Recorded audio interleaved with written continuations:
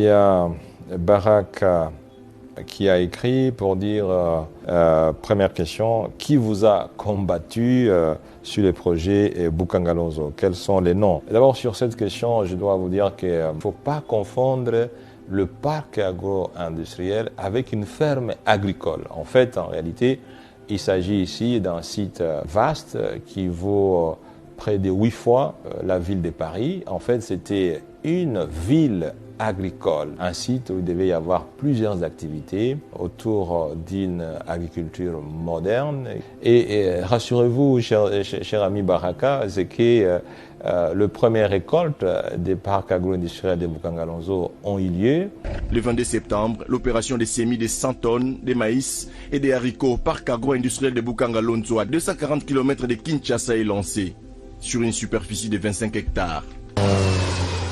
Ce 5 mars, comme il y a près de 9 mois, le chef de l'État procède au lancement de la première production du parc agro-industriel de Bukanga Lonzo. Et c'est la guerre du ventre qui est en passe d'être gagnée.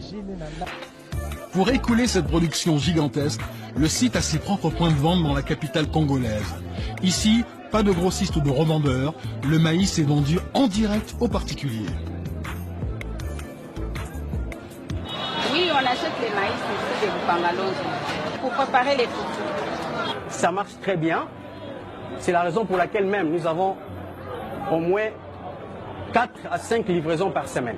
La mort du projet Bukanga Lonzo, qui a fonctionné jusqu'à mon départ, qui a produit jusqu'à mon départ, a commencé lentement mais sûrement à partir de janvier 2017 parce qu'aucun financement n'a pu être assuré. Les travaux devraient s'achever en 2021, mais Bukanga Lonzo n'est qu'un site pilote. L'État espère faire des émules. 22 autres complexes de ce type ont déjà été planifiés. Pour atteindre son objectif d'autosuffisance alimentaire, l'État prévoit d'y investir plus de 3 000 milliards de francs CFA sur 7 ans. Donc, en un mot, je dois dire que ce projet a été combattu non seulement par des grands opérateurs importateurs de produits agricoles, qu'on ne peut pas citer nommément pour des raisons de professionnalisme, mais aussi par des opérateurs politiques congolais qui ne voulaient pas que M. Matata remporte un succès sur ces projets agricoles gigantesques qui étaient attendus par l'ensemble de la population congolaise. La deuxième question m'a été donc posée par notre ami Kabouit Yav. Monsieur l'honorable sénateur Matata Pognon, les dossiers Bukanga Lonzo ont fait couler beaucoup d'encre et de salive.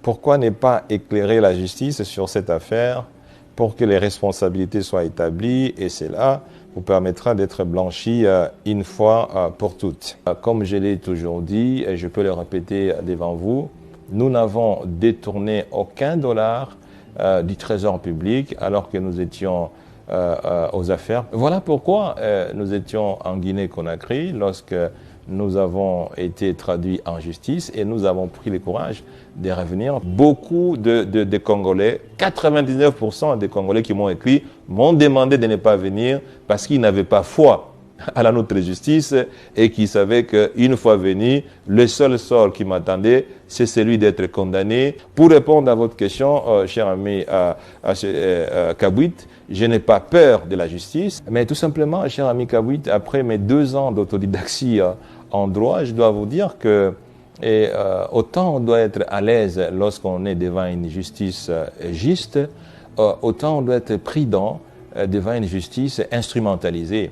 Et là, je viens de passer 2 ans devant une justice instrumentalisée. Cher ami Kabouit, c'est comme si vous demandiez à un léopard d'être le juge des brebis.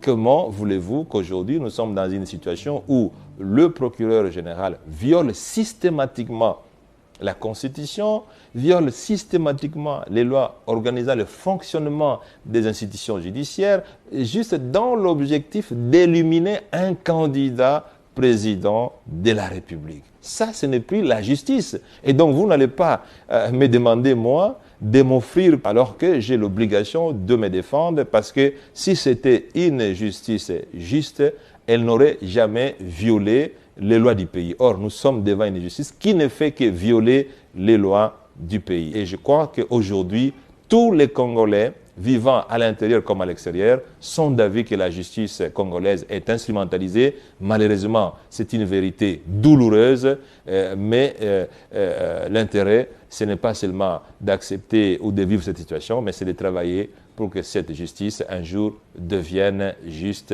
La dernière question, M. Jean-Michel Kandoula, que répondez-vous à ceux qui disent « vous avez planté le maïs, vous avez récolté université ». Et voilà, en prélude qu'en fait cette université, l'une des plus belles universités privées aujourd'hui en République démocratique du Congo, n'a pas été construite sur base des fonds publics.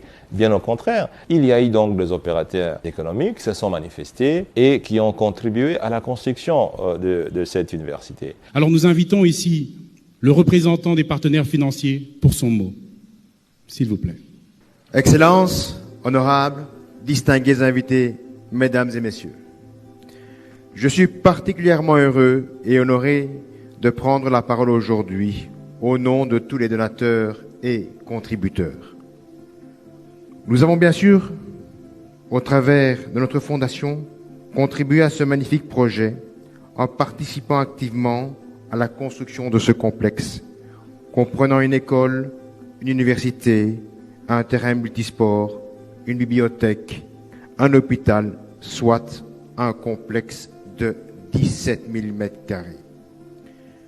Je me réjouis que cette vision ait été partagée par tant d'autres donateurs et contributeurs. Et pour être transparent, les comptes de la construction de cette université ont été audités par un cabinet de renommée internationale, PricewaterhouseCoopers, qui a certifié chaque dollar qui a été utilisé dans la construction de cette université. Pour être plus transparent, nous avons mis la plaque de tous les contributeurs à l'entrée de cette université. Et pour vous dire, chers amis, que la mauvaise foi parfois s'est trahie elle-même, c'est qu'il n'y a jamais eu, de tous ceux qui disent que cette université a été construite par l'argent public, personne n'a jamais pu aller voir ces entreprises qui ont contribué, ces opérateurs économiques qui ont contribué. Merci et à bientôt.